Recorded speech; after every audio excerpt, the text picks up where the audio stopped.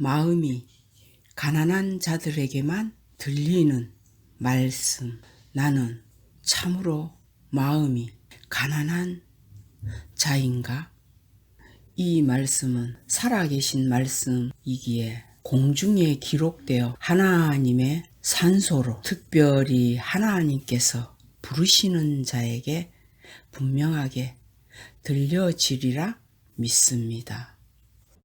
저는 오늘 마태복음 25장에 나오는 그 열처녀의 비유, 이 말씀이 제 마음에 보여지고 열려지는 그 계시의 말씀으로 보여져서 이 말씀을 가지고 어딘가에 그 마음이 참으로 가련하고 빈핍한 가난한 잃어버린 양 오직 그 하나를 향하여서 이 말씀을 가지고 나팔을 부는 심정으로 제가 이 말씀을 선포하는 그런 심정으로 외치는 것입니다. 지금 이 말씀을 통해서 참으로 내 마음에 내가 하나님 앞에 어떤 존재인지 정확하게 구별하여서 잃어버린 양의 존재인가 아니면은 나는 이미 찾은 바 되어져서 함께 누리고 있는 그런 자인가? 참으로 아버지의 품 안에서 누리고 있다고 생각하시는 그런 분들이 계시다면은 그 입으로는 우리 자신이 이미 나는 다 누리고 있다 이렇게 생각을 하고 있을 수 있겠지만 저는 그렇게 보지를 않거든요. 참으로는 누리고 있다면은 우리는 그 누림이 어떤 누림이냐 이거요. 그 누림은 오직 나의 실제 원래 내 모습은 잃어버린 양이죠. 그 잃어버린 양이 찾은 바가 됐다고 해서 우리는 그게 누리는 것이 아닙니다. 이것은 오직 누가복음에 나오는 그 아브라함 품에서 잠잠히 자기 말이 끝나고 잠잠히 성령이 하신 대로 그냥 언제나 그 품 안에 있는 그것이 누림입니다. 나는 당신보다 이미 이렇게 다 높아져 있고 이미 다 알고 그런 마음이 된다면은 그는 이 세상 속에서 참으로 높아져 있는 그리고 마음이 엄청난 부자로 있는 자일 수밖에 없다는 것을 먼저 알려드리고 이 25장 내용의 1절에 그때에 천국은 마치 등을 들고 신랑을 맞으러 나간 열 처녀와 같다 하리니 그랬죠.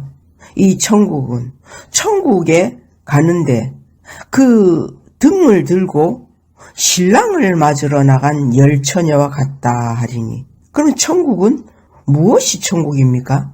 혼례식이죠. 신랑을 만나는 그 혼례식이죠. 이 천국은 그 신랑을 만나러 가는데 왜 등을 들고 신랑을 맞으러 나간 열처녀로 이렇게 비유를 말씀하셨을까요? 이 부분은 이 열처녀는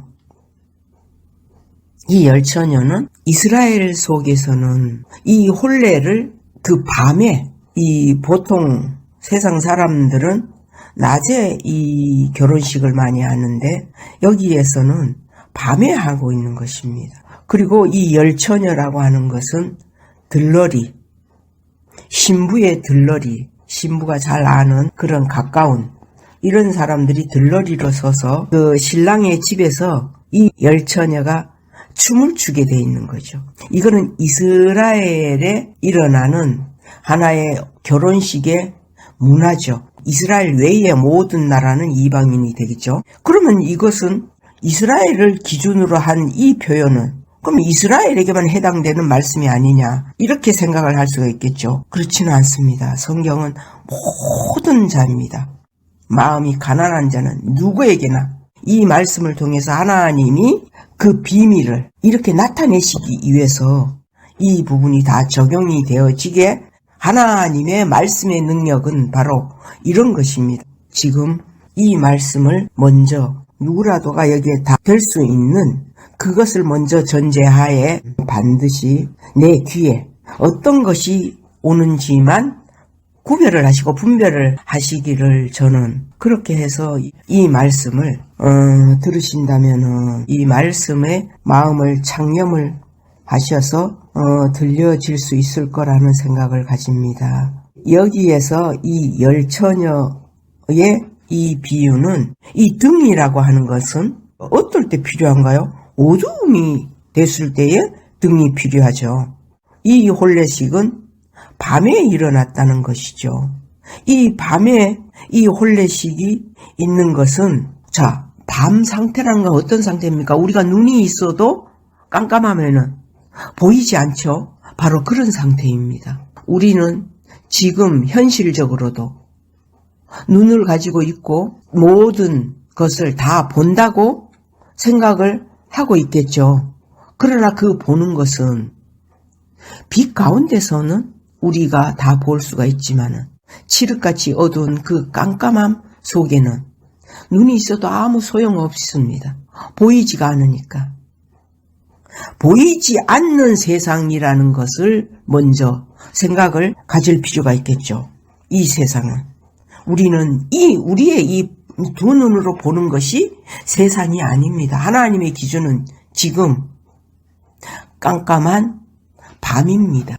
아무것도 구별도 안 되고 봐도 보는 것인지 전혀 모르겠고 지금 그런 상태. 일로 가도 깜깜한 거 절로 가도 깜깜한 그것은 빛을 내가 만나지 않았다는 증거고 내게는 그 등을 가지고 있지 않은 이런 상태인 것이죠. 그런데 참 희한한 거는 왜 이 캄캄한 밤에 혼례식을 치르는 과정을 기록을 해놨는가.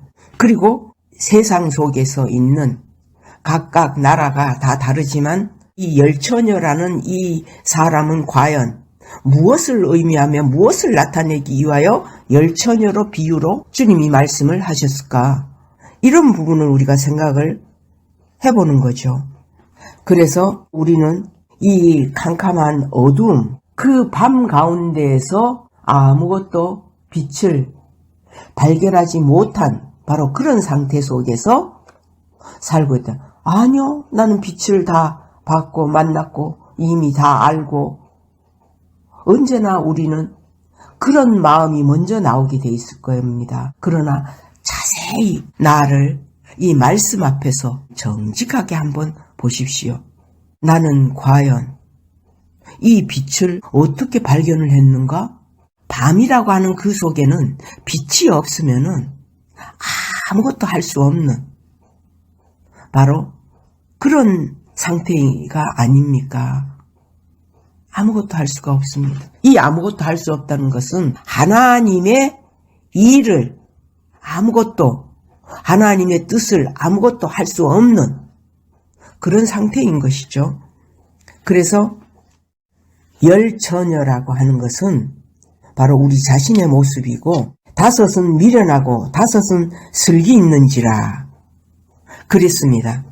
반은 미련하고 반은 슬기 있는 자인데 이 미련한 자와 슬기 있는 자, 이 슬기는 지혜로운 자의 모습이고 미련하다는 이거는 어떤 자들의 미련을 여기에서는 이야기하느냐. 자기가 어떤 일이 잘못된 상황이 일어났을 때 그 뻗대는 힘을 자기의 고집, 자기의 생각, 자기의 뜻 이것을 뻗대고 있는 거예요.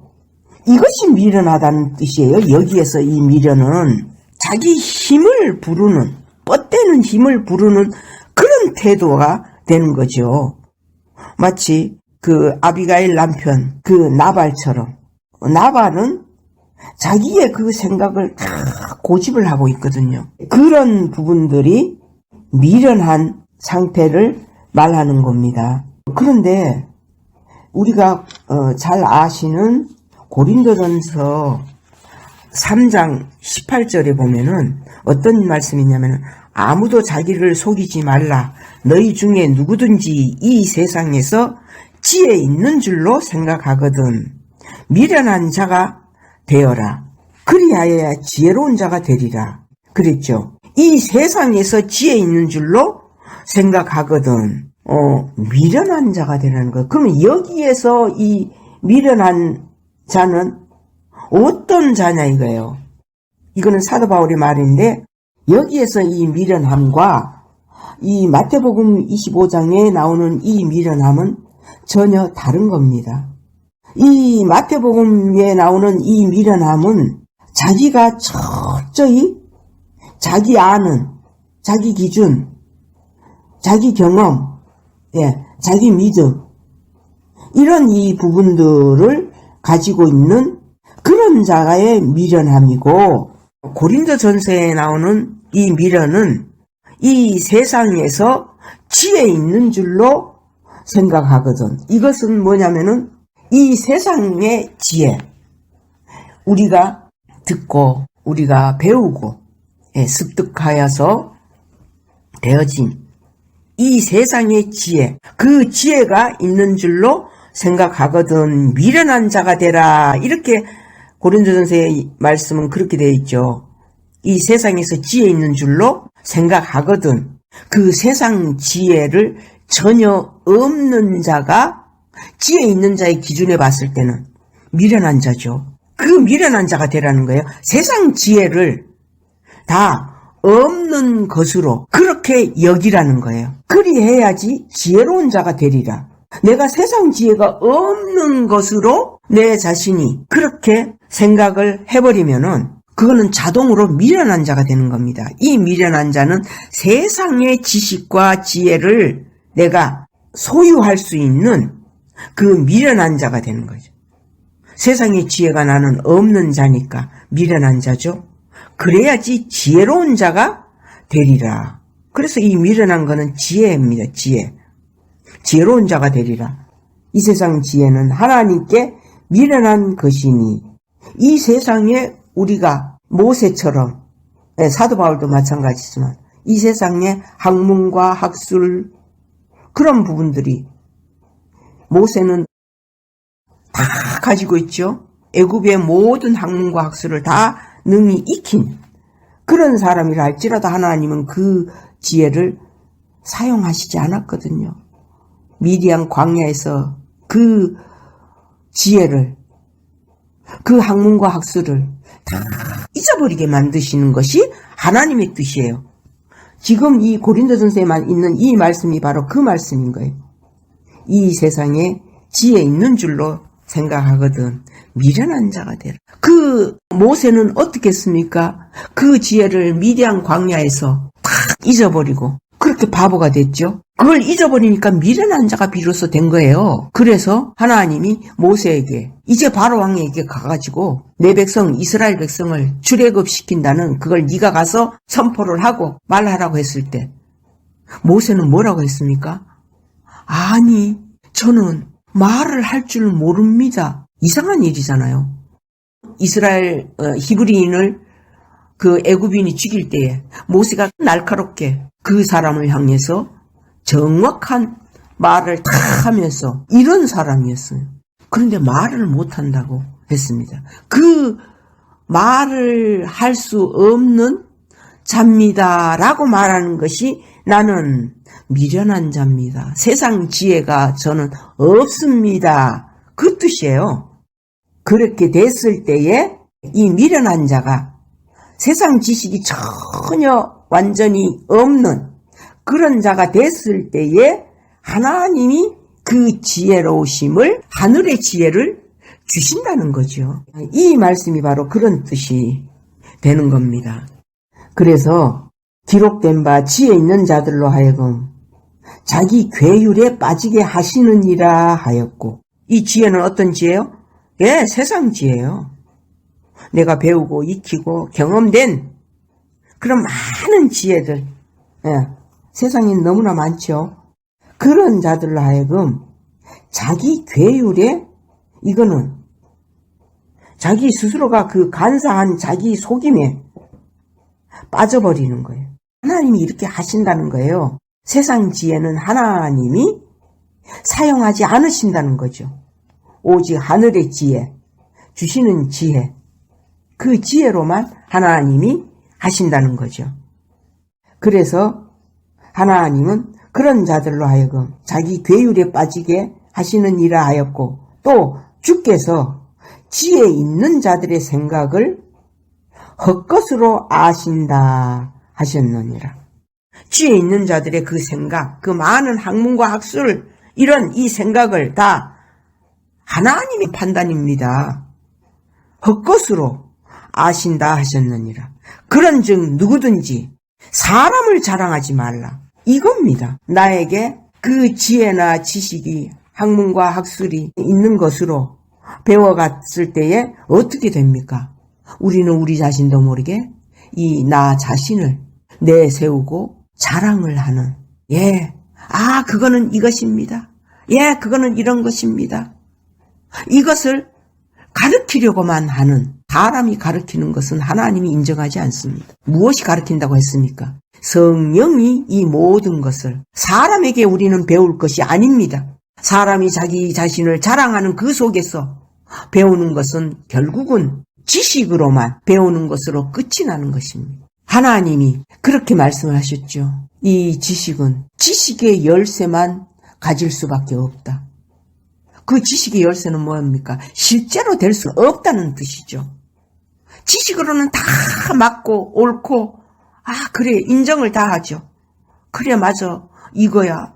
그러나 그것은 지식의 열쇠로만 사용할 수 있는 그거밖에 되지 못한다는 거예요. 천국 열쇠가 되어져야죠, 실제로.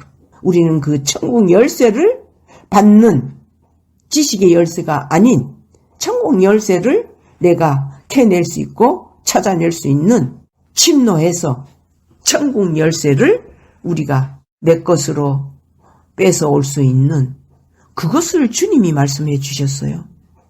천국은 침노하는 자의 것이라고. 침노해서 그 열쇠를 빼앗을 수 있다는 뜻이죠.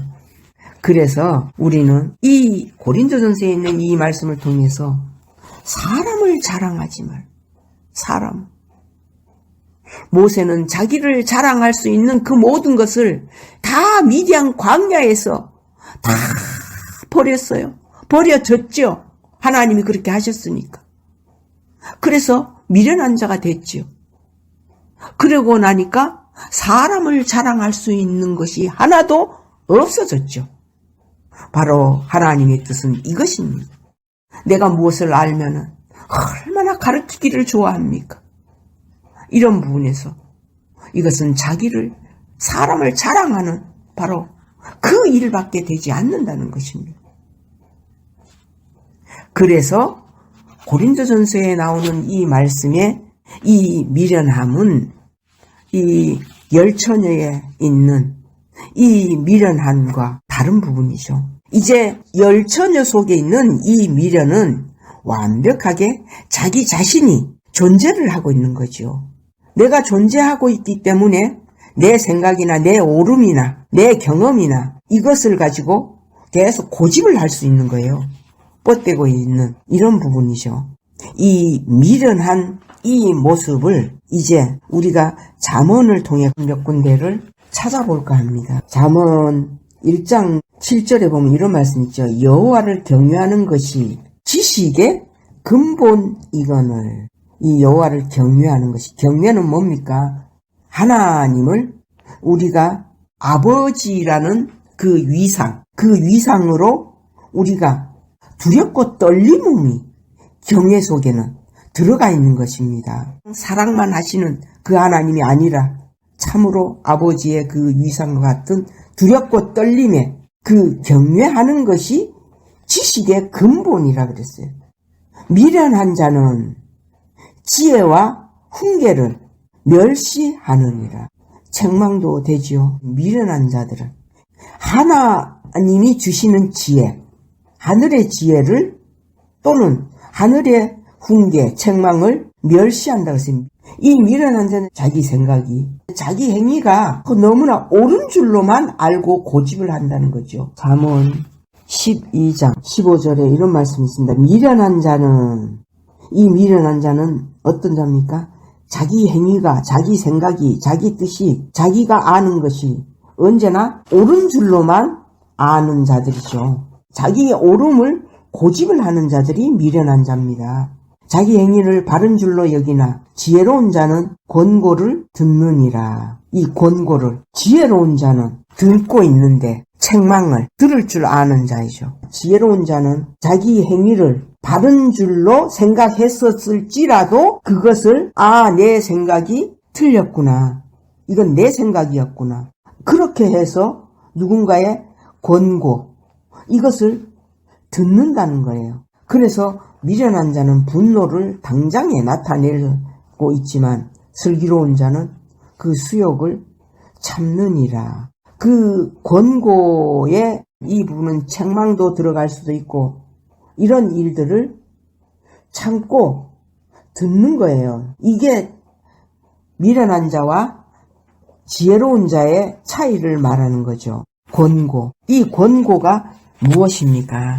권고는 이런 부분 있죠. 누가복음 19장 44절에 보면은 또 너와 및 그 가운데 있는 네 자식들을 땅에 메어 치며 돌 하나도 돌 위에 남기지 아니하리니. 이거는 예수님이 진노를 하셔서 예루살렘 성을 보면서 눈물을 흘리시면서 이스라엘을 향해서 진노하시는 그 일인 거예요. 네 자식들을 땅에 매치며 돌 하나도 돌 위에 남기지 아니하리니. 다 부셔버린다는 거죠. 왜 이렇게 진노를 하셨을까? 이는 권고받는 날을 네가 알지 못함을 인함이니. 이거는 주님이 수없이 이스라엘을 향해 권고를 해주신 거죠. 말씀으로 권고를 해주셨는데 너는 그 권고를 받지 않았다는 거죠. 그래서 이 권고라고 하는 것은 예레미야 6장을 잠깐만 보겠습니다. 6장 10절에 내가 누구에게 말하며 누구에게 경책하며 듣게 할고 꾸짖어서 이렇게 경계를 해주는 보라 그 귀가 할례를 받지 못하였으므로 듣지 못하는도다. 여호와의 말씀을 그들이 자기에게 욕으로 여기고 이를 즐겨 아니하니 그러므로 여호와의 분노가 내게 가득하여 참기 어렵도다. 여호와께서 이렇게 분노를 하시는 이 이유가 이 구약에서는 선지자들을 통해서 권고를 많이 받았지만은 이들이 즐겨하지 않고 듣지 않는 거죠. 그래서 그 귀가 할례를 받지 못하였으므로 듣지 못하는도다. 우리는 말씀이 들려진다고 만약에 느껴진다면은 그 귀가 이미 할례 받은 귀라는 것을 구별을 하십시오. 그런데 그 듣는 것도 잠시 그 지식으로 우리는 들려져도 난 이제 할례를 받았구나 이게 들려지니까. 아니요. 지식으로 들려지는 거는 그 다음에 다른 상황이 일어나는 겁니다. 그것은 자기 스스로가 하나님 앞에서 구별이 다 되어지게 돼 있습니다. 할례를 받은 귀는 내가 지식으로 듣는 것인지 할례 받은 그 증거로 이 말씀을 듣는 것인지.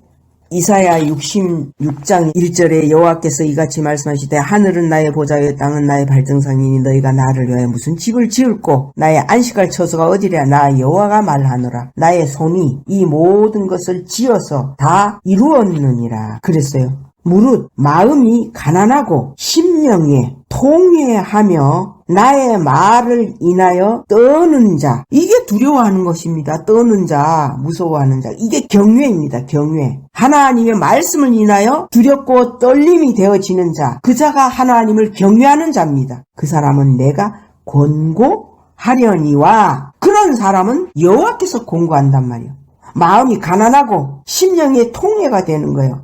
이 통례는 뭐예요? 우리는 어떤 율법적인 그 죄를 떠나서 참으로 이 말씀을 내가 믿지 않는 내 악이 보여지고 내 죄가 발견이 되어지는 것이 비로소 우리 마음에 통회가 일어날 겁니다. 율법이 아닌 하나님을 하나님의 음성으로 하나님의 말씀으로 이렇게 알지 못하는. 그래서 요한복음에 그랬죠. 죄에 대하여라만 하면 저희가 나를 믿지 아니하며. 죄는 딴 것이 아닙니다. 율법적인 이 죄는 첫 번째 죄고 이 두 번째 죄는 믿지 않는 하나님의 실체를, 그 실체를 무엇으로만 알고 있습니까? 기록되어 있는 이 문자적인 글로만 우리가 알아가는 것이 이 말씀이 참 하나님이심을 믿지 않는다는 증거죠. 이렇게 하나님이 권고하시는 자는 바로 이런 마음이 되어져 있다면은 우리는 참으로 낮아져서 이 말씀 앞에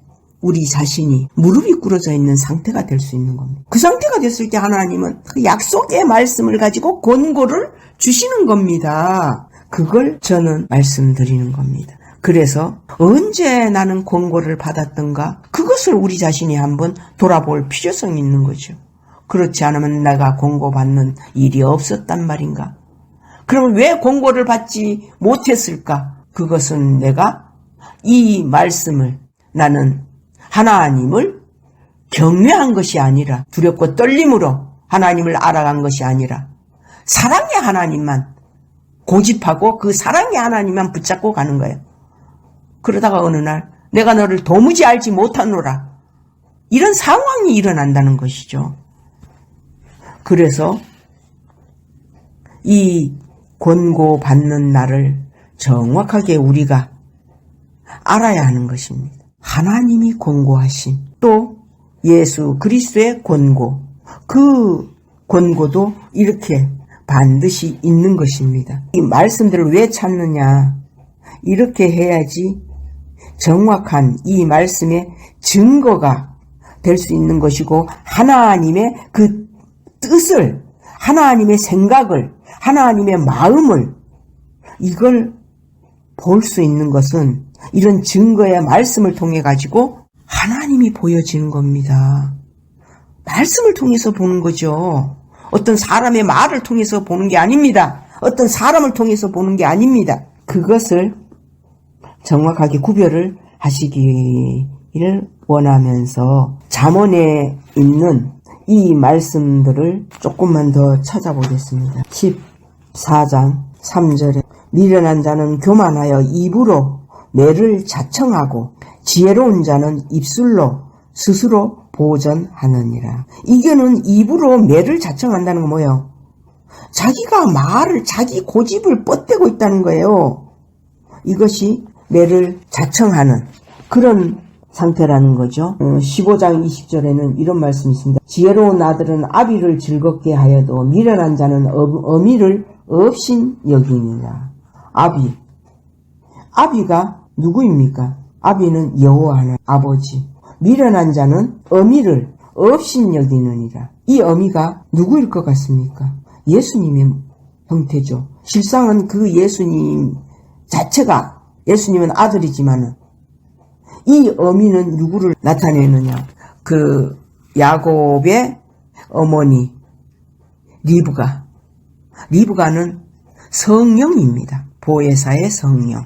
그 성령이 어머니인 것이에요. 그래서 미련한 자는 그 성령이 하시는 말씀이나 이것을 업신여기죠.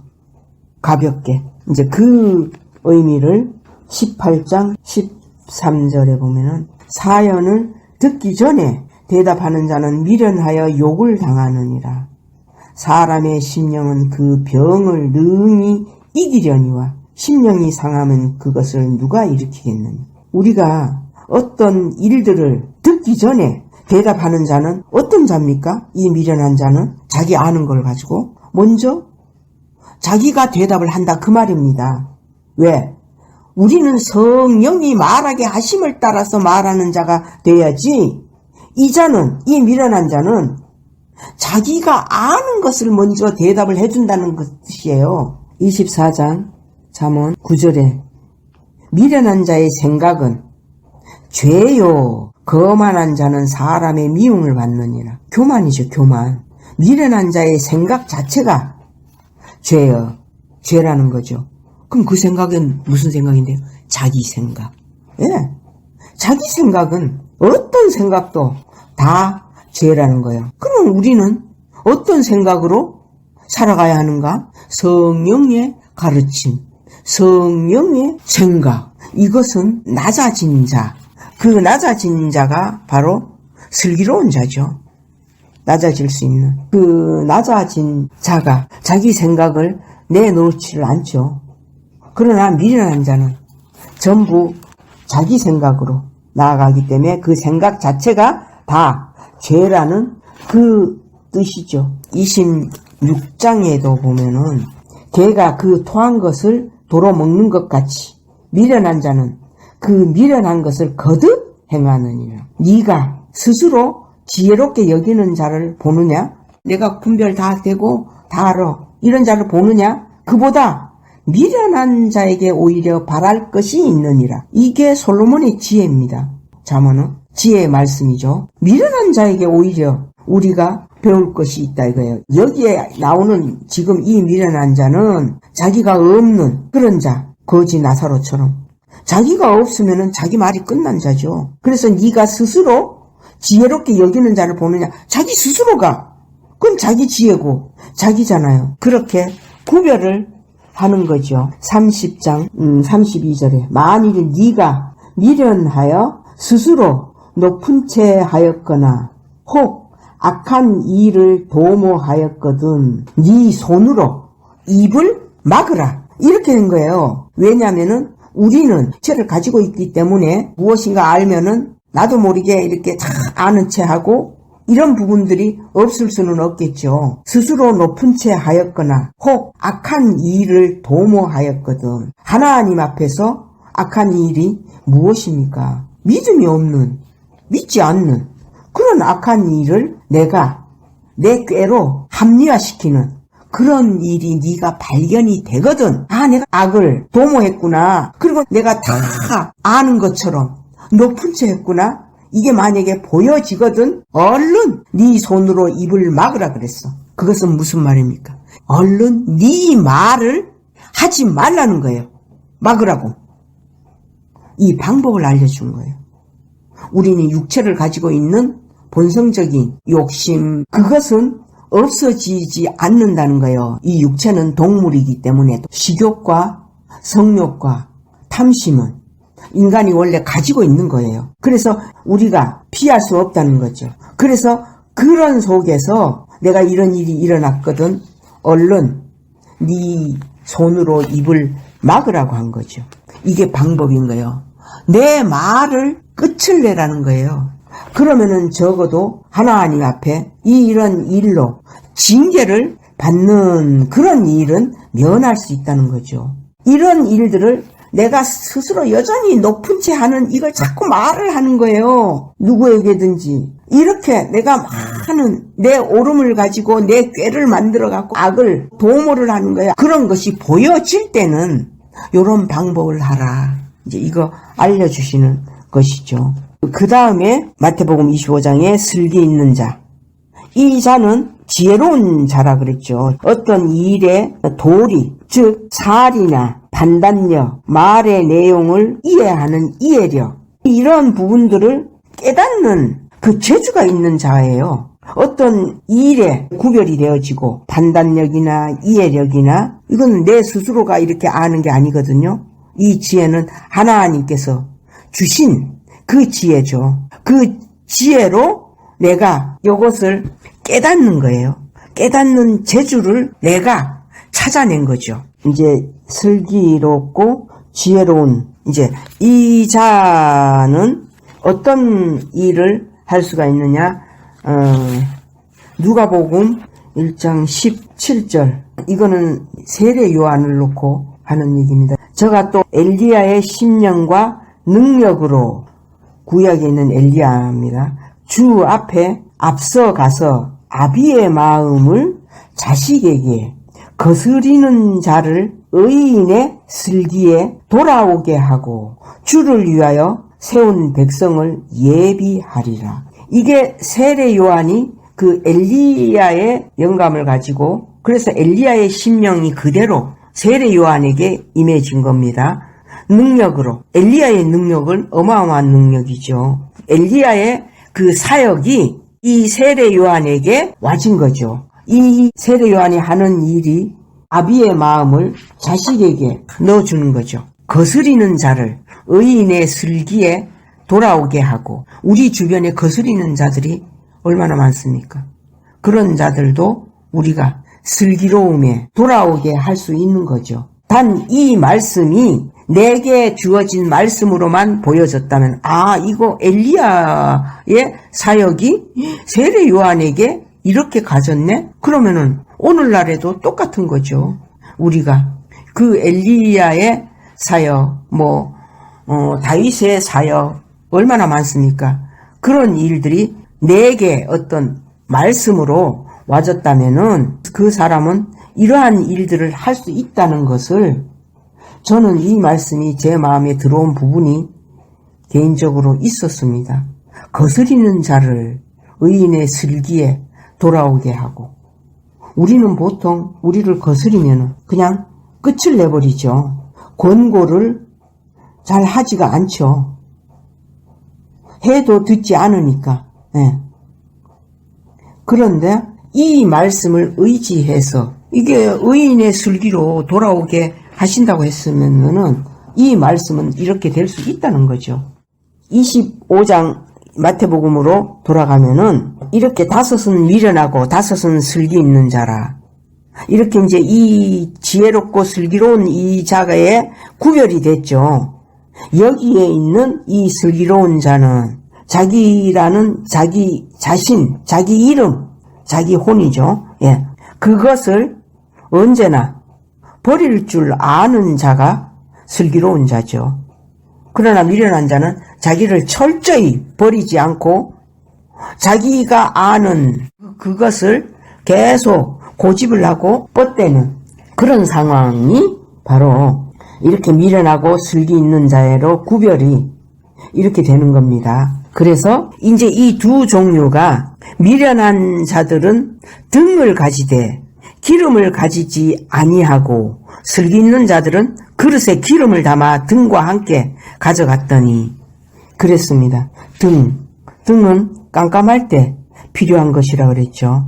이 등은 출애굽기 27장 20절, 너는 또 이스라엘 자손에게 명하여 감나무로 찧어낸 순결한 기름, 감람나무에서 그 열매, 감람 열매로 찧어낸 순결한, 이 순결한 감람류는 성전 안에서 기름으로 사용하는 겁니다. 찧어낸 순결한 기름을 등불을 위하여 니게로 가져오게 하고 끊이지 말고 등불을 켜되, 그랬죠. 아론과 그 아들들로 회막 안 증거궤 앞 휘장 밖에서 저녁부터 아침까지 항상 여호와 앞에 그 등불을 간검하게 하라. 이거는 검사를 하라는 거예요. 이는 이스라엘 자손의 대대로 영영한 규례니라. 이 기름인 거예요. 이 기름, 감람류 기름. 이 기름을 끊이지 말고, 이 기름은 계속 끊이지 말고, 이 기름은 끊이지 않으려면 실제로 계속 있어야 되는 거죠. 그리고 그 등불을 끄지 말고 계속 켜라는 거죠. 이것은 성전 안에서의 일어나는 말씀이긴 하지만 이 부분의 원리가 바로 우리가 봤던 마태복음 25장 내용에, 미련한 자나 슬기로운 자나 똑같이 등은 다 가졌죠. 그러나 미련한 자들은 기름을 가지지 않았어요. 이 순전한 기름, 감람류의 그 기름, 하나님이 기뻐하시는 기름인 거라는 거죠. 그래서 이 기름을 가지지 아니했고, 슬기 있는 자들은 그릇에 기름을 담아 등과 함께 가져갔더니, 그런 거죠. 자, 그러면 이 등은 무엇이냐? 순전한 그 감람류, 하나님이 오직 인정하시고 받으시고 기뻐하시는 그 기름, 그 기름은 성령을 나타내는 것인데, 이 기름이 계시록 21장 23절에 보면은 이런 말씀 있죠. 그 성은, 이거는 구약의 그 성전인 그 성이 아닙니다. 그 성은 해나 달의 비침이 쓸데없고 보여지는 이 빛 말입니다. 이거는 쓸데없으니 이는 하나님의 영광이 비치고, 하나님의 영광의 빛이 비친다고, 어린 양이 그 등이 되심이라. 이건 하나님의 영광이 그 빛을 비치고 어린 양이 등이 됐어. 만국이 그 빛 가운데로 다니고 땅의 왕들이 자기 영광을 가지고 그리로 들어오리라. 성문들을 낮에 도무지 닫지 아니하리니 거기는 밤이 없음이라. 어두움이 없다는 거죠. 이 말씀은 어린 양이 등이 됐다는 거예요. 어린 양이. 자, 그러면은 이 25장, 마태복음 25장에 있는 슬기로운 자나 미련한 자들은 다 등은 다 가졌다 그랬죠. 이들의 등은 누구냐? 예수님이에요. 예수님을 믿는 거예요. 예수님을 다 믿는 이거는 똑같아요.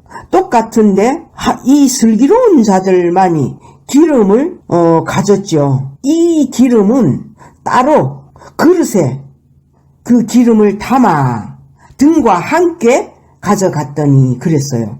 예수님이 등이시라고 분명히 말씀으로 돼 있죠.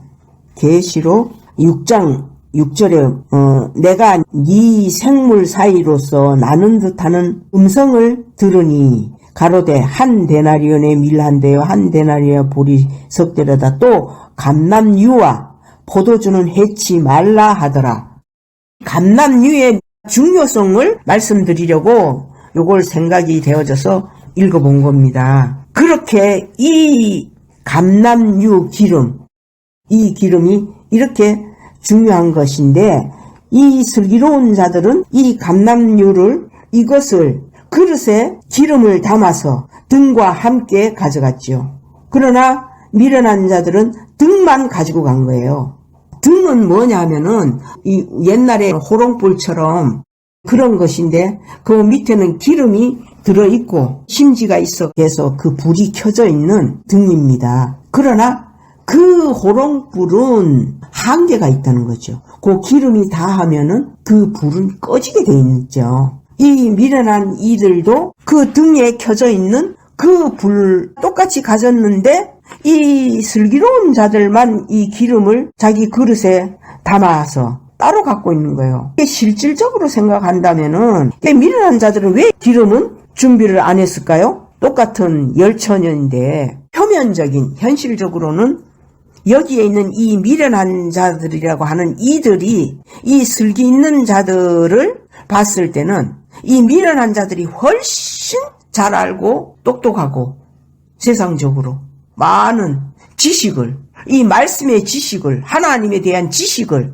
너무 많이 가지고 있는 자들입니다. 그리고 이 슬기 있는 이 자들은 세상적으로 봤을 때에 진짜 미련한 자인 거예요. 고린도전서에 있는 그 말씀이 너희가 지혜 있다고 생각하느냐? 차라리 미련한 자가 되라. 그게 이겁니다. 이 슬기로운 이 슬기는, 이 지혜로움은 하나님의 판단이에요. 표면적으로는 우리가 현실적으로는 이 미련한 이 자들이 훨씬 저 왼편 강도나 뭐 가룟 유다나 이런 사람들처럼 훨씬 계산이 빠르고 똑똑한 겁니다. 이 슬기로운 이들은 자기의 생각이나 자기의 지식이나 이런 부분이 없는 자야. 그러니까 현실적으로는 좀 바보, 모질한 것 같은 그런 자들이란 말이에요. 그러니 이 미련한 이 자들이 봤을 때는 이 슬기로운 자들이 미련한 거죠. 저런 어리석고 아이고 이제 금방 신랑이 올 터인데 이 등에 등불만 켜도 충분히 되는데 굳이나 뭘 기름을 더 예비를 하느냐고. 왜 안 그러겠어요?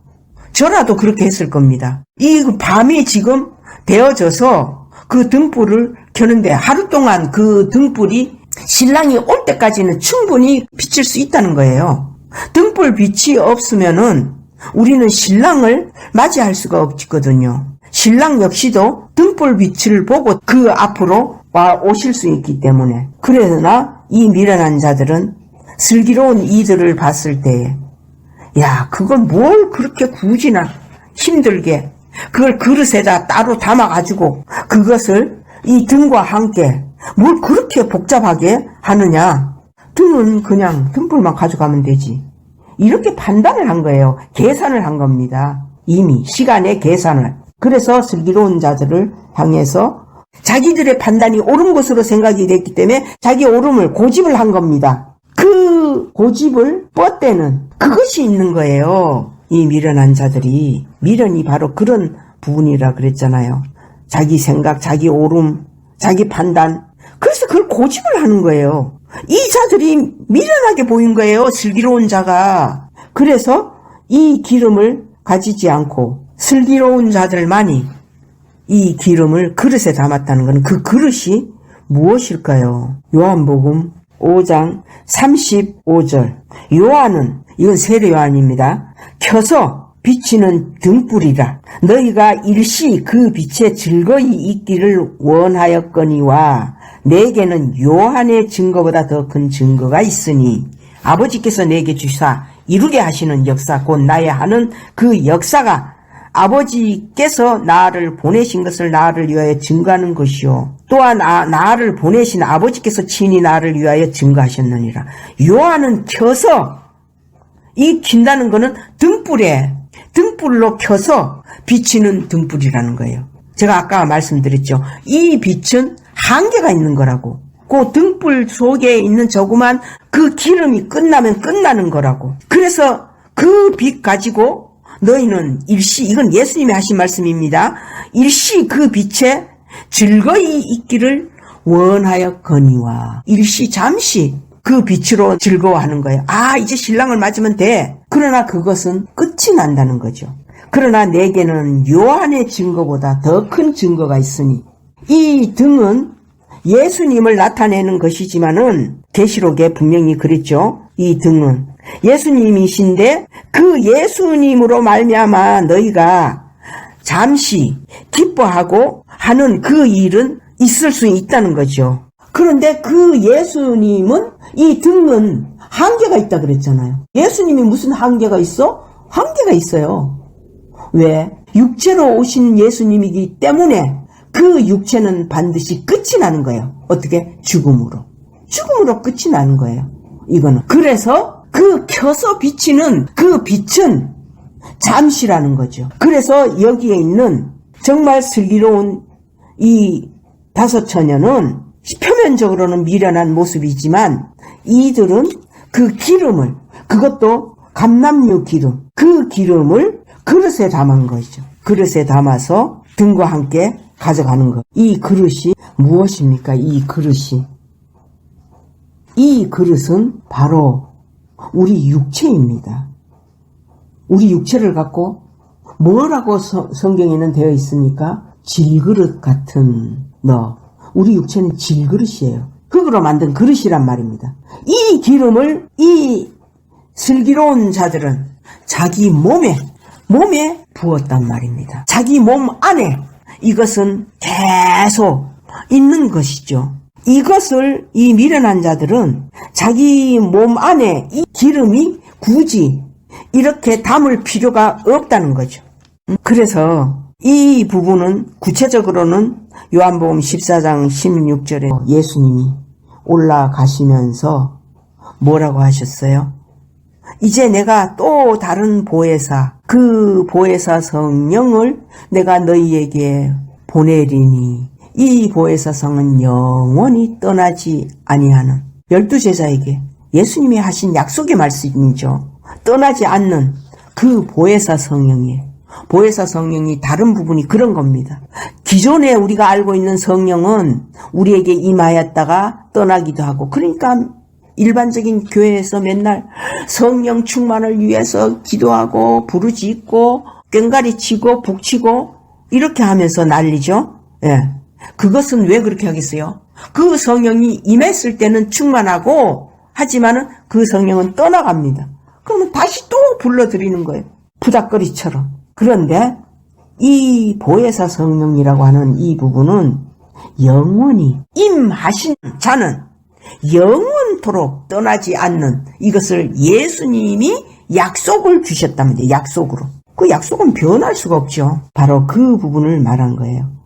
그래서 그 기름이 보혜사 성령인 것입니다. 이 보혜사, 이 성령이 이 슬기로운 처녀 육체 안에 임한 그 일이 일어났던 거죠. 이 열 처녀들은 이제 신랑을 맞아야 하는 그 상태이기 때문에 이때는 이미 다 보혜사 성령이 임한 자들입니다. 그런 자들이기 때문에 그것을 이 미련한 다섯 처녀와 같이 그 성령을 믿지 않으면 임하실 수가 없죠.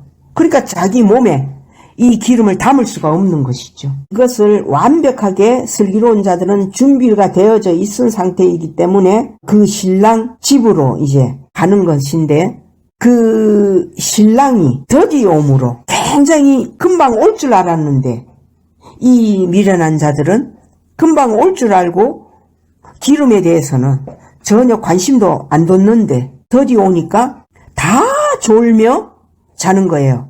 다 존다는 거는 뭡니까? 이 슬기로운 자들도 다 잤다는 거죠. 다 같이 졸고 자는데 밤중에 소리가 나되 보라 신랑이로다. 이런 음성이 들리는 거예요. 맞으러 나오라 하며 이에 그 처녀들이 다 일어나 등을 준비할세. 미련한 자들이 슬기 있는 자들에게 이르되 우리 등불이 꺼져가니 너희 기름을 좀 나눠달라 하거늘 슬기 있는 자들이 대답하여 가로되 우리와 너희의 쓰기에 다 부족할까 하노니 차라리 파는 자들에게 가서 너희 쓸 것을 사라. 이렇게 한 거예요. 왜 이렇게 말을 했느냐? 너희와 우리가 같이 쓸 수 있는 것이 아니다 그 말이에요. 이것은 나눠서 쓸 수 있는 부분이 아닌 거예요. 아니, 나눠줄 수는 있지만 사실은 우리가 성령을 나눠주는 이 일은 있을 수 있지만은 이들은 이미 그러기 전에 기회가 주어진 거죠. 이 미련한 자들은 그 기름을 준비할 수 있는 기회가 주어졌는데 그것을 스스로가 무시해버리고 그런 기회를 스스로가 그렇게 택하지 않았기 때문에 이들은 이 말씀대로 하나님의 뜻대로 표현을 이렇게 한 거죠. 우리가 같이 쓰기에 부족할까 하노니 그냥 차라리 파는 자들에게. 이것을 파는 자들이 어디 있느냐 이거죠. 이 파는 자들에게 가서 사라고 하는 것은 이것은 실제적인 감람유 그 기름을 말하는 거예요. 이것은 이 몸에 그 감람유를 붓는 것과 여기에서 나오는 이 감람유 이것은 똑같은 감람유는 맞지요. 그러나 몸에 넣는 것은 영적으로 그 감람유가 영원히 떠나지 않아야 되기 때문에 영적으로 영원토록 그 말씀으로 우리 몸에 임하게 되어 있는 거죠. 그러나 여기에서는 어떤 상황이 안 되니까 실제적인 그 감람유 기름을 사라고 하는 거예요. 근데 이 사람들은 진짜 미련한 그 모습이 뭐냐 하면은 진짜 살아간 거예요. 그 시간 동안에 사가지고 왔으면은 계속 이어갈 수는 있었겠죠. 근데 기가 막힌 건 말씀은 그렇게 안 되어 있잖아요. 그 살아간 동안에 신랑이 왔어. 그래서 이미 거기에 있던 슬기로운 진짜 표면적으로는 바보 멍청이 같은 그런 미련한 그런 자들은 함께 혼인잔치에 들어가고 문은 닫힌지라. 그 후에 남은 처녀들이 와서 가로되 주여 주여 우리에게 열어주소서. 대답하여 가로되 안에서 주님이 대답하죠. 진실로 너희에게 이르노니 내가 너희를 알지 못하노라 하였느니라. 그런즉 깨어있으라. 너희는 그날과 그 시를 알지 못하느니라. 자, 아까에 제가 다 졸며 잘세 5절에 그랬죠. 신랑이 더디 오므로 다 졸며 잤어. 그럼 전부 다 잤는데 여기에서는 깨어있으라. 그러면 이 슬기로운 자들도 잤다는 것인데 그럼 이게 무엇이냐. 이 슬기로운 자들은 여기에서 잠을 표면적으로는 똑같이 잤지만 이들은 잠을 잔 것이 아닌 그 안에는 성령이 다 잠잔 것으로 만들지 않으신다는 거예요. 이들의 육신은 잠을 잘 수 있을지 몰라도 그러나 성령은 잠을 자지 않을 수 있기 때문에 하나님이 보시는 것은 그 기름을 보신 거라는 거죠. 임금은 그 기름이 그렇게 꺼지지 않게 그 기름이 다 준비가 되어져 있느냐. 그래서 이들은 똑같이 잠을 잤어도 잠을 자지 않은 깨어있는 자로 이렇게 만드시는 거예요. 하나님이. 너희는 그날과 그 시를 알지 못하는 거예요. 이 미련한 자들은 자기들은 얼마나 지혜롭고 잘 알고 똑똑하고 너무나 경험도 많고 이런 자들인데 자기들이 슬기로운 자들인데 이 부분을 바로 미련한 자와 슬기로운 자들 이걸 뒤집어서 우리는 구별을 해야 돼요. 표면적으로는. 이 미련한 자들의 모습이, 슬기 있는 자들의 모습이 미련한 자고, 이 미련한 자들의 모습이 바로 슬기 있는 자인. 이것을 이 25장에 바로 이 비밀을 감추어 두신 거예요. 이것이 하나님의 뜻이고 기준인 것이죠. 이제 이 마태복음 13장 47절부터 볼게요. 또 천국은 마치 바다에 치고 각종 물고기를 모으는 그물과 같으니 그물에 가득하며 물가로 끌어내고 앉아서 좋은 것은 그릇에 담고 못된 것은 내어 버리느니라. 이제 그물에 똑같이 잡은 거예요. 고기들을 잡았는데 잡은 그 그물 속에서 지금 갈라내는 겁니다. 좋은 것하고 못된 것하고. 이것은 하나님 기준이에요. 어떤 것이 좋은 것이고 어떤 것이 못된 것이고. 저는 그게 보여집니다. 좋은 것은 무엇입니까? 좋은 물고기는 자기가 끝이 난, 자기가 없는 자. 그저는 좋은 거예요. 하나님 기준에. 못된 것은 철저히 자기가 존재하는, 자기 고집, 자기 아는, 자기 어떤 경험, 자기의 그 가르침의 어떤 일한 부분, 이런 모든 것이 다 있는 그런 물고기는 못된 것이라는 거죠. 어부의 기준에는 그것을 이렇게 다 갈라내는 거죠. 못된 것은 내버려요. 어디다가 내버립니까? 이 물고기들을 그릇에 담는다고 하는 것은 하나님의 그릇이에요. 하나님의 그릇. 하나님의 그릇은 이 땅에 속한 이 육체의 이런 그릇이 아니에요. 이 그릇은 보이지 않는 영원한 그릇이에요. 거기에 담고 못된 것은 내어버린다 그랬죠. 이것을 어디다가 버릴까요? 자기가 철저히 존재하는 그 자가 부자와 나사로 속의 부자는 어디에 갔습니까? 음부로 버려지는 겁니다. 그러면서 뭐라 그랬어요? 세상 끝에도 이러하리라. 천사들이 와서 의인 중에서 악인을 갈라내어 풀무불에 던져 넣으리니. 풀무불이 뭡니까? 지옥이에요. 의인 중에서 악인을 갈라낸다 그랬어요. 거기서 울며 이를 갈미 있으리라. 이를 가는 거예요. 누가 그랬어요? 부자가 그랬잖아요.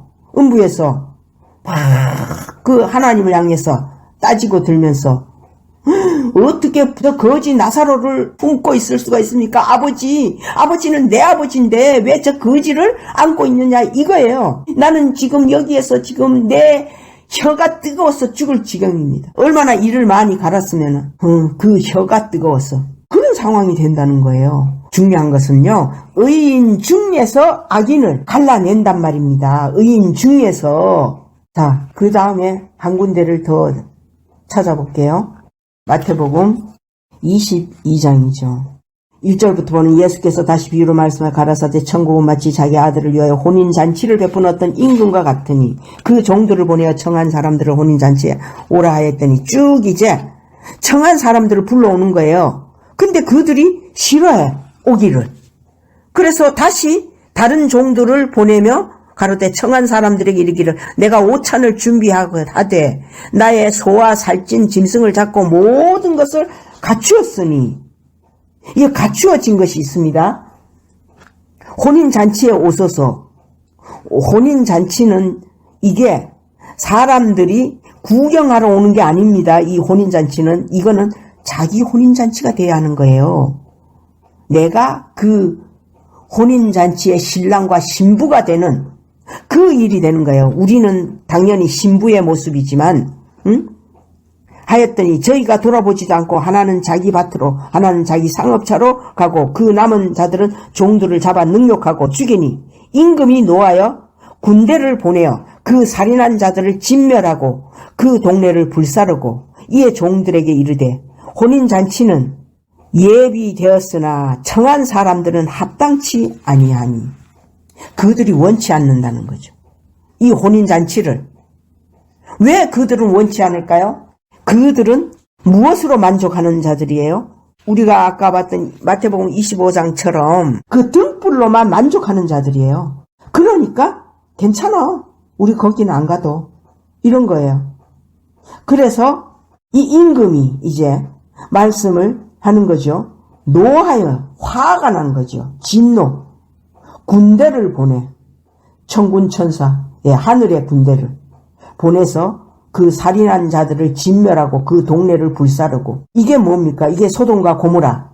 그 일이 이제 나중에 어떤 식으로 이 땅에 일어날지 모르지만 이렇게 진멸을 하고 이의 종들에게 이르시는 거죠. 혼인잔치는 예비되었으나 청한 사람들은 합당치 아니하니 사거리 길에 가서 사람을 만나는 대로 혼인잔치에 청하여 오너라. 한데 종들이 길에 나가 악한 자나 선한 자나 만나는 대로 모두 데려왔어. 사람을 만나는 대로 데리고 오라고 했거든. 그러니까 종들은 길에 나가서 어떤 자를 데려와야 할지 몰라. 그러나 명령이 사람 만나는 대로 데려오라고 했으니까 종들이 봤을 때에 도둑놈도 있고 또 선한 자도 있고 그 선함도 사실은 선한 자나 악한 자나 다 똑같아요. 하나님 앞에는. 이 선함은 인간에게는 어떤 자도 선함이 있을 수가 없습니다. 예수님이 그랬죠. 그 바리새인들이 선한 선생님이요 하니까 너희가 나를 선하다고 하느냐? 선한 이는 오직 한 분, 하나님밖에 없다 그랬거든. 나도 선한 자가 아니라는 뜻이에요. 왜 예수님이 선한 자가 아니야?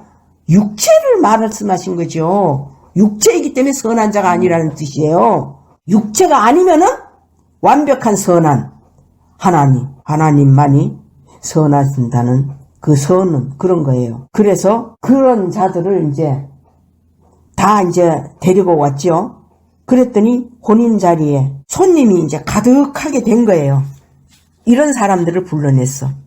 자, 여기에서 악한 자나 선한 자나 다 왔지요.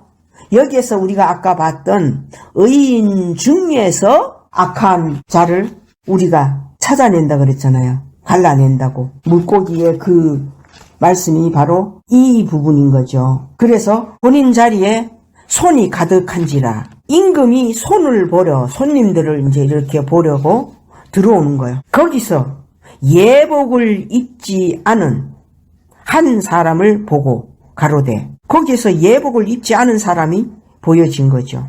자, 이 예복이 뭐냐요? 아까 우리가 22장 여기에서 임금이 뭐라 그랬어요? 두 번째 다시 부르면서 초청한 사람들, 초대한 사람들을 모든 것을 갖추었으니 혼인잔치에 오라고 그런 거예요. 오기만 하면은 그거는 자기 혼인이 되는데 자기가 하나님과 임금과 혼인이 되어지는 영원한 그 혼인식인데 이들은 육체의 기준으로만 계속 그래서 밭을 갈아야지 되고 무엇을 해야지 되고 내가 이렇게 육신의 이 세상의 기준만 갖고 있는 거예요. 그러나 여기에서 이 임금이 말씀하신 거는 모든 것을 갖추었으니 내가 다 준비를 해놨다는 거예요. 너희는 오기만 해라. 그 오는 것을 안 한 거예요. 그래서 임금이 화가 날 수밖에 없겠죠. 그렇게 해서 이들은 악한 자나 선한 자나 이들을 다 불러 모은 거는 이들은 임금이 초대하지 않은 자들이에요. 그러면 이들은 실제로 누구예요? 이방인인 우리입니다. 이스라엘은 언제나 이 임금이 택한 나라이기 때문에 당연히 초대한 인격적으로도 다 이렇게 대우해주면서 초대한 자들이 이스라엘이에요. 이스라엘이 이것을 거부했어요.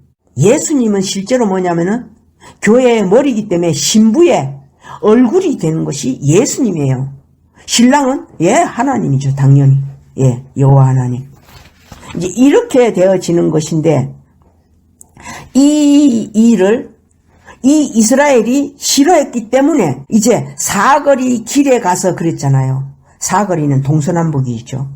이스라엘 외의 모든 곳에 가서 다 사람을 만나는 대로 혼인잔치에 오라고 한 거예요. 거기에서는 악한 자나 선한 자나 이것은 다 만나는 대로 데려오라고. 그러면은 이 혼인자리에 손님인들이 가득 찼어.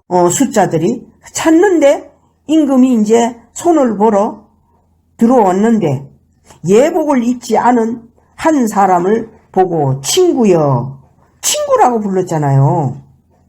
어찌하여 예복을 입지 않고 여기 들어왔느냐 하니 저가 유구무원이야. 입이 있어도 말을 못하는 거야. 왜 이랬겠느냐고. 이 사람은 여기에서 다 갖추었다고 한 이 임금의 이 말은 혼인잔치에 들어갈 때는 반드시 신랑과 신부는 또는 그 다른 사람들 역시도 우리가 결혼식에는 옷을 깨끗하게 그렇게 입고 가는 게 예고, 그리고 그 혼인 자리에 들어가는 자들은 반드시 예복을 입고 가야 되는 거죠. 그 예복을 임금이 다 갖추어 놨다 이거예요. 그런데 여기에 있는 어떤 한 사람인, 이것은 한 사람이지만은 그 중에서 우리가 아까 봤던 물고기 의인 중에서 악인을 골라내는 지금 그 모습인 거예요. 그 의인 중에 있으니까 친구라고 부르신 거예요, 임금이. 어찌하여 예복을 입지 않고 여기 들어왔느냐? 왜냐하면 여기는 예복을 입지 않으면 들어올 수가 없는데, 그러면 이 사람은 유구무원이야. 이상하다. 본인은 어떻게 생각을 하고 있었겠어요? 거기에서 주는 그 예복을 이 사람은 그건 받지 않은 거예요. 왜? 자기는 이미 예복을 다 입고 있는 준비된 자로 생각한 거예요. 자기 경험, 자기의 아는 지식, 이 혼례식 이런 것도 다 알아요. 이 사람은 다 알고 있는 자죠. 그런 것이기 때문에 자기는 자기 나름대로 깨끗한 그런 어떤 옷을, 자기 옷을 입은 거예요. 그러나 하나님이 기준은 자기 옷 말고 내가 준비해 놓은 예복, 그 예복을, 그걸 입으라는 뜻이에요. 자, 그 예복에 대한 부분이 이 사람은 그건 받지 않은 거예요. 왜? 자기는 이미 예복을 다 입고 있는 준비된 자로 생각한 거예요. 자기 경험, 자기의 아는 지식, 이 혼례식 이런 것도 다 알아요. 이 사람은 다 알고 있는 자죠. 그런 것이기 때문에 자기는 자기 나름대로 깨끗한 그런 어떤 옷을, 자기 옷을 입은 거예요. 그러나 하나님이 기준은 자기 옷 말고 내가 준비해 놓은 예복, 그 예복을, 그걸 입으라는 뜻이에요. 자, 그 예복에 대한 부분이 이사야 64장 6절. 대저 우리는 다 부정한 자 같아서 우리의 의인은, 아까 우리가 봤던 선한 자도 있죠. 예.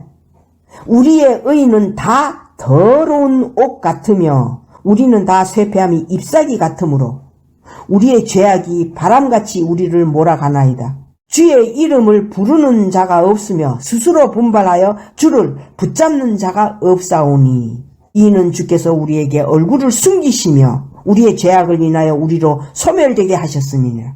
이렇게 됐잖아요. 응? 우리 의인은 다 더러운 옷 같아 그랬어요. 내가 아까 그랬죠. 이 사람은 자기 옷을 입었다고 분명히 깨끗한, 자기 그 깨끗한 옷이 뭡니까? 율법의 옷이에요. 자기 스스로는 율법을 지킨 자로 알고 있기 때문에 그 율법으로 옷을 입었다고 깨끗하게 다 입은 것으로 나간 거죠, 이게. 그러나 자기의 그 율법을 지킨 이것은 다 더러운 옷이라 그랬어요. 이사야 61장 10절. 내가 여호와로 인하여 크게 기뻐하며 내 영혼이 나의 하나님으로 인하여 즐거워하리니. 내 영혼이. 이는 그가 누구예요? 여호와입니다. 그가 구원의 옷으로 내게 입히시며 의의 겉옷으로 내게 더하시니 신랑이 사모를 쓰며 신부가 자기 보물로 단장함 같게 하셨습니다. 그랬죠. 여기에 옷이 몇 번을 있습니까? 구원의 옷이 있고 그 다음에는 의의 겉옷이 있습니다. 겉옷, 구원의 옷이 있고. 자, 우리가 아는 이 예수님까지는, 등불까지는 구원의 옷입니다. 구원은 받을 수가 있겠죠. 그러나 이 의의 옷은 반드시 비밀로 덮여져 있는 거예요. 이 의의 겉옷은 바로 예복입니다. 예복. 이 신랑이 사모를 쓰며 신부가 자기 보물을 단장함 같다. 이게 예복인 거예요. 두 번째, 의의 겉옷이, 이 의의 겉옷이라고 하는 것은 실제로 약속된 보혜사 성령으로 말미암은 의의 겉옷이 되는 거죠. 이것을 이 사람은 입지 않은 거예요. 마태복음 22장에. 그래서 문제는 이 임금은 참 무서운 분이에요. 정말 두려워할 수밖에 없는, 경외할 수밖에 없는 그런 하나님이신 거죠. 이런 옷에 대하여서는 스가랴 3장에도 보면은 그 여호수아가 이제 불에 탄 옷을 입고 있어서 하나님이 그 옷을 바꿔주는 이런 부분들, 옷에 대한 이 비밀이 너무나 많이 있는데 성경에 그런 그것처럼 이제 여기에서는 마태복음 22장에 예복을 입지 않은 이 사람이 할 말이 없는 이 상황이 됐을 때에 임금이 사환들에게 말하되 그 수족을 결박하여 바깥 어두움에 내어 던지라. 바깥 어두움이 어디입니까? 음부라 그랬잖아요. 음부. 이 세상은, 이 땅덩어리는요, 결국은 음부예요. 음부. 이 땅덩어리 속에 남아버리는 거예요. 이 땅 속에서는 무엇이 있습니까? 에? 불덩어리가, 마그마. 지금 저 바다 깊은 속에서부터 저 어마어마한 이 일들이 지금 자꾸 화산이 터지기도 하고 지진이 일어나는, 이건 이 땅 속에 불이 있다는 거예요. 결국은 그것은 거기로 우리가 하나님이 진노하시는 그 자들은 거리로 여기 땅에 남는 거예요. 이거는 예복을 입어야만 우리는 하나님이 예비해 두신, 준비해 두신 그곳으로 옮겨지는 겁니다. 그런데 이제 이 사람을 향해서 바깥 어둠에 내어 던지라. 거기서 이 사람은 슬피 울며 이를 갈미 있으리라. 너무나 억울한 거죠. 이 사람. 그렇잖아요. 이 사람이 이 예수님을 안 믿었어요. 얼마나 철저히 율법을 지키면서 잘 믿은 거예요. 예복을 몰랐던 것 뿐이에요. 예복이 뭔지도 듣지도 못했는데 이걸 아는 자를 통해서 듣는 것이지 어떻게 아느냐고. 귀가 할례를 못 받았는데 더더욱 어떻게 들려지겠냐고요. 그렇게 해서 이 여호와 하나님이 이 심판을 이렇게 해버리는 거죠. 거기서 슬피 울며 이를 간다. 부자는 이를 가는 거예요. 음부 속에서. 그 뜨거움이 왜 하필 혀가 뜨거울까요? 예, 혀가 뜨거운 거는 하나님을 믿지 않은, 시인하지 않은, 입으로 시인하여 구원에 이르는 그 일이 되지 않았기 때문에 혀가 뜨거운 거죠. 그래서 슬피 울며 이를 갈미 있으리라 하니라. 그래서 청함을 받은 자는 많되 택함을 입은 자는 적으니라. 예, 이게 비밀입니다. 이게 청함을 받은 자는 많죠. 이 청함은 예수님이 하실 수 있는 부분인 거죠. 다 부를 수 있는 거예요.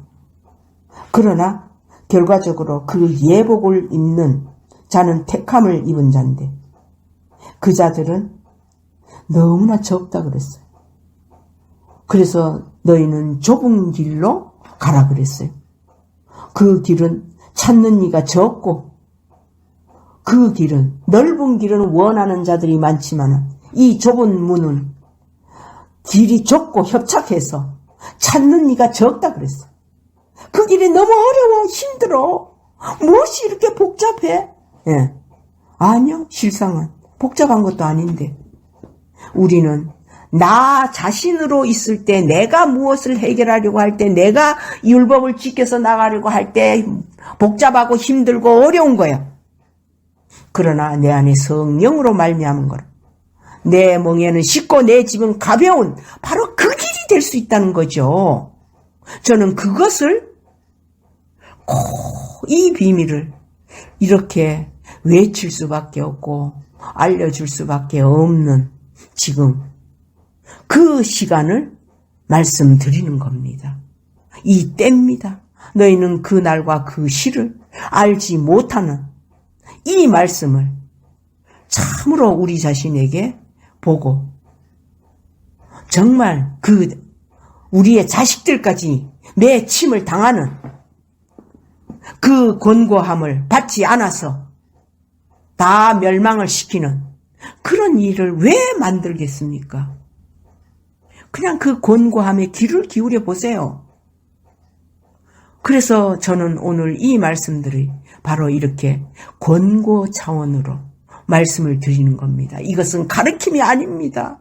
제가 무엇이간데 이걸 가르치겠습니까? 저는 가르칠 자도 아니지만, 이 부분을 오직 권고하는 그 마음으로 이 말씀을 듣고 또 들으신다면 하나님의 택하심의 그 주인공이 되는 일이 일어날 수 있을 겁니다. 아멘.